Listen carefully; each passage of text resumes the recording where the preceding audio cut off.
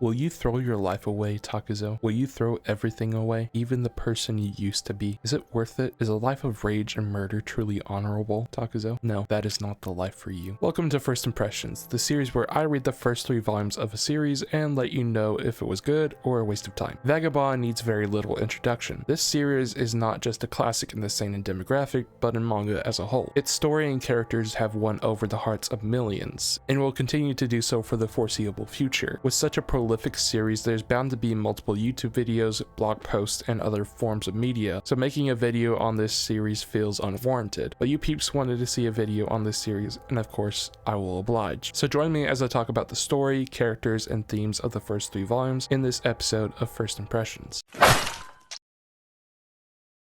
Vagabond begins with our main character Takuzo and his friend Matahachi walking away from a battleground, broken and beaten. The story is set during feudal Japan, so you have multiple dynasties vying for control, money, and power. Basically everything a would-be ruler would want. They stumble their way over to a house where a woman named Oko and her daughter live. They do their best to heal Takuzo and Matahachi's wounds, but they're pretty much held hostage by some soldiers of the local dynasty. Takuzo and Matahachi make short work of the soldiers, and Matahachi cheats on his fiancée with Oko. The peace and quiet would be short-lived, as more soldiers would show up in the coming days, and Takuzo would be forced to take them on alone, because Matahachi is too busy thinking with his other head instead of the one that's attached to his neck. After the battle, Takuzo and Matahachi would split ways, with Takuzo going to their home village and Matahachi staying with Oko, completely abandoning their fiancé and not even bothering to tell them personally. You think that Takuzo's home would welcome him with open arms, but those arms are replaced with swords, as he's always been seen as a beast by the village, and Granny believes that he got Matahachi killed, even though he tells her multiple times that he's alive. She just can't comprehend that her son would be a lying, cheating piece of crap. So Takuzo gets captured and hung from a tree, where he's forced to let his wounds bleed out, soil himself, and starve to death, all while a monk named Takuan watches over him. The whole time Takuzo wants to die an honorable death, instead of this slow, tormented path he's forced to endure. Eventually the monk takes Takuzo to a mountain, where he tried to commit suicide by banging his head against a rock, but in that moment he realizes he wants to live, and comes to a point where he's satisfied with his life and can die happily. He realizes he wants to become invincible under the sun. The monk sets Takuzo free, and he is given a new name, Miyamoto Musashi. From there, he would travel to Kyoto and challenge the Yoshioka swordsman school, who would fight multiple students and best them, and he would eventually fight Denichiro, the younger brother of the master of the school. Both men give it their all, but their fight would be halted by a fire breaking out in the school, and they swear to fight each other again at a later date.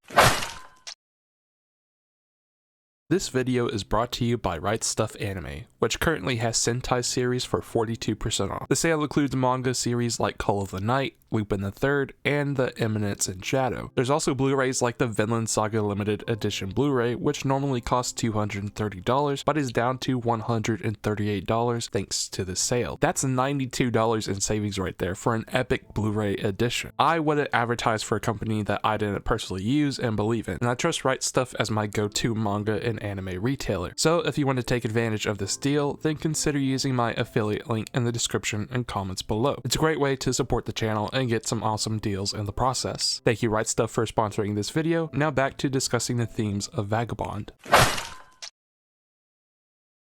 The main theme I noticed is becoming invincible under the sun, but what does that even mean? To me, it simply means to become the best of the best. And for Miyamoto Musashi, that means becoming the best swordsman. That's why he sought out the Yoshioka swordsman school, since stories of their skills have spread across Japan, and to become the best, you must defeat the best. And I think that will be a major part of Musashi's story throughout the series. Another theme I noticed is honor. Of course, Musashi wanted an honorable death when he was hanging from the tree, but he didn't get it, because 1, their story would have ended very quickly, and 2, he didn't deserve an honorable death. Musashi lived an arguably dishonorable life. He sought violence for no real reason and stole whatever he needed instead of working for it. To put it simply, he lived like the beast that the villagers treated him as. So he was going to die the way that a beast would, hanging from a tree, with birds feasting on his wounds and people mocking him from below. While the other villagers had completely given up on Musashi, Takuan and Otsu still saw some humanity in him. You might be big, but but your heart is small. It's the size of a cat's. Who the heck are you? Why would a beast need to know my name? Even though he's seemingly a monster, there's still a little bit of humanity in him,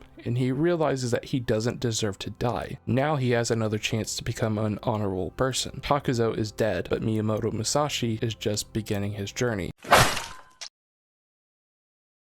Just from the first 3 volumes, I can already tell that I'm in for an epic adventure. The slower pacing compared to series like JJK and Blood on the Tracks allows for really deep character moments, like Musashi realizing that he wants to live. But even with its slower pacing, it still allows for amazing, intense fight scenes that feel impactful not just in a fighting sense, but also in an emotional one. The character Musashi is very interesting. I like how Inoue takes a real person and puts them in a fictional series like Vinland Saga and its characters. And even though Musashi is an amazing character, my personal favorite would have to be Takuan, simply because of how much he trolls Musashi. Even though he's trying to teach Musashi a lesson, he does it in a way that reminds me of Obi-Wan Kenobi trolling Anakin in Star Wars. And let's not forget Inoue's beautiful artwork, because even though dozens of people have praised it a million times already, I still have to give Inoue their flowers, because this is one of the most beautiful book series in general that I've read. There's still a lot more that this series has to offer, and I'm excited to get into it, but just from this single Viz-Big volume, I rate Vagabond an 8.5 out of 10. To major Vagabond fans, that may be blasphemous, but I personally don't give a 10 out of 10 to series that I haven't finished. But those are my thoughts on Vagabond volumes 1 through 3. Be sure to let me know your thoughts on Vagabond in the comments below, and how you'd personally rate it. I want to thank you so much for watching, and I'll see you in my next video. Goodbye!